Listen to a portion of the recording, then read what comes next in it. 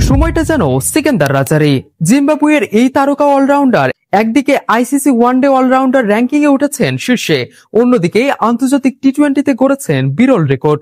শ্রীলঙ্কার বিপক্ষে সিরিজের দ্বিতীয় টি-20তে ব্যাট বলে গুরুত্বপূর্ণ অবদান রেখে দলকে জেতান তিনি, সেই সঙ্গে হন ম্যাচ সেরা।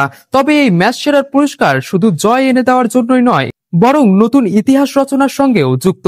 এ ম্যাচে রাজা আন্তর্জাতিক টি-20তে তার ক্যারিয়ারের 17তম ম্যাচ সেরার পুরস্কার জেতেন, আর তাতেই টপকে যান দুই ভারতীয় তারকা বিরাট কোহলি ও সূর্যকুমার যাদবকে। কোহলি টি-20 থেকে অবসর নিলেও তার নাম দীর্ঘদিন ছিল শীর্ষে। অন্যদিকে সূর্যকুমার আসন্ন এশিয়া কাপে আন্তর্জাতিক ক্রিকেটে ফিরছেন, যেখানে তার সামনে থাকবে রাজার এই রেকর্ডে ভাগ বসানোর সুযোগ। আইসিসির পূর্ণ সদস্য দেশগুলোর খেলোয়াড়দের মধ্যে এখন সবচেয়ে বেশি ম্যাচ সেরা হওয়ার কৃতিত্ব সিকান্দার রাজার। তবে সামগ্রিক পরিসংখ্যানে সবার উপরে রয়েছেন মালয়েশিয়ার বিরানদীপ সিং। তিনি এখন পর্যন্ত 102 ম্যাচে 22 বার হয়েছেন ম্যাচ সেরা। যদিও মালয়েশিয়া আইসিসির পূর্ণ সদস্য দেশ নয়, টি-20 ক্রিকেটে ধারাবাহিক পারফরমেন্সে নিজের ক্যারিয়ারের সেরা সময় পার করছেন সিকান্দার রাজা।